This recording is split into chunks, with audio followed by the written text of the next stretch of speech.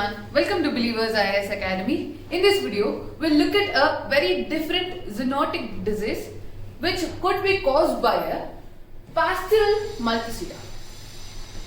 This Pasteurella multocida is a bacteria which has actually affected the many elephants in Odisha place. A wild sanctuary in Odisha where you see the fatal deaths of the 6 elephants due to this bacteria. So, having such extremity about this bacteria, we are going to discuss what are the detrimentals or what are the extremities of this bacteria caused due to the animals which are suffering from that bacterial diseases and how such fatal diseases are caused. So, to be aware of all such bacteria, viruses, or recently the COVID-19, all this bacteria's informations could be important for us in our upcoming exams, in our daily life, and to have an awareness of this bacteria. So keeping up in mind the 360-degree view of all this fatalities or the extremities of the bacteria, I like to inform you about this Pasteurella Multocida. So we'll have a discussion on it. What is the news on it? Recently, 7 elephants in Karlapat Wildlife Sanctuary, Odisha, have died of hemorrhagic septicemia caused by bacteria Pasteurella multocida. So the main cause for this deaths is the Pasteurella multocida. So what is this Pasteurella multocida? What is the significance of this bacteria? Actually, this is a bacteria named after Louis Pasteur.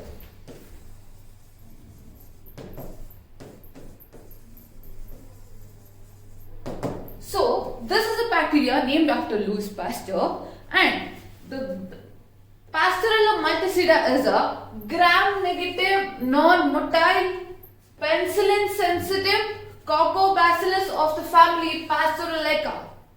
So, this being a non-motile gram-negative bacteria affects the respiratory tract of the organism. So, the lungs or the respiratory tract of the organism is being affected, and due to that, these hemorrhages are caused when this bacteria starts to multiply in a rapid manner, rapid multiplication.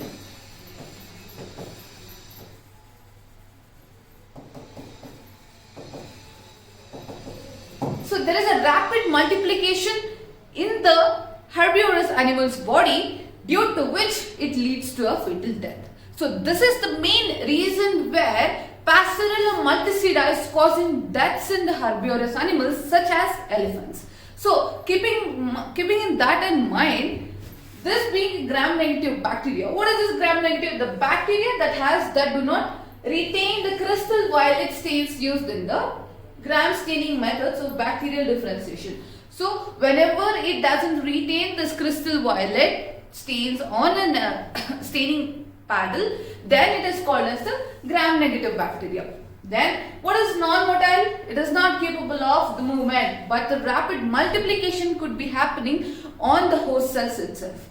Then what is this coccobacillus, plural of coccobacilli or bacillosucco, is a bacterium with shape intermediate between spherical to and bacilli to rod shape.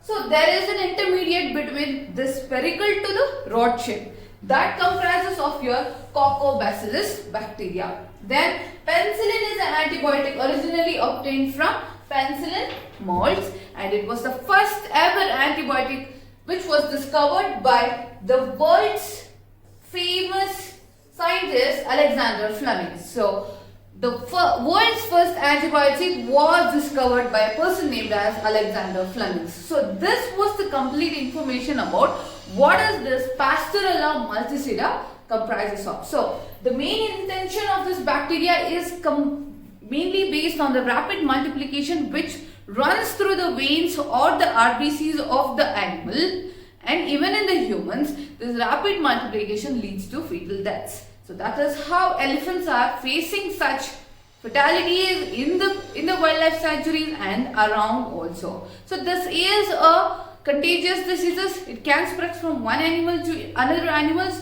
So keeping in stray and keeping away these animals which are affected by bacterial diseases could be an option, could be a solution in controlling the further spread of the bacteria. So what is this Pasteurella Multocida? See, a gram-negative coccobacillus as we saw there. Then it is zoonotic infection. Soft tissues and respiratory infection are affected. So, as there was a news about COVID-19, SARS-CoV-2 also date back or have the recurrence towards the zoonotic diseases itself. That could be bat or a pangolin. It was a rumor, but we don't know the correct source of that COVID-19. All these zoonotic diseases mainly attacks your lungs. The respiratory part of the body is been attacked by the zoonotic diseases. That is how even the Pasteurella Multocida also attacks your respiratory tract, respiratory lungs. Then the causes in human beings are Multocida, Septica and Gallicida. These are the scientific names. Just keep it in mind. Then it can be encapsulated. Polysaccharide capsules could be attained on them. It could be of serogroups A, B, D, E, F, and we have the respiratory diseases and the soft tissue cellulitis. Basically, cellulitis could be, imagine an elephant having that big foot and a scrams on that legs, and the skin starts swollening and with the deposition of pus on that skin, and it becomes very swollen that it is not able to walk. Just imagine an elephant with the swollen leg and which is filled with pus, and that is the extremities of cellulitis. That is how unbearable pain starts about, and the flow of blood is hindered, and ultimately it leads to death. So this is the extremities and dangers of Pasteurella Multocida. So the zoonotic diseases mainly affects this wildlife, and there are many derivatives of this bacteria also. See, cause of range of diseases in mammals, birds, fowls, cholera in poultry, atrophic rhinitis, continuous of diarrhea. Diarrhea is a prominent side effect of this Pasteurella Multocida. Then in pigs, bovine hemorrhagic septicemia in cattle and buffalo, and it can also cause zoonotic infection in humans, which typically is a result of bites or scratches or from domestic pets.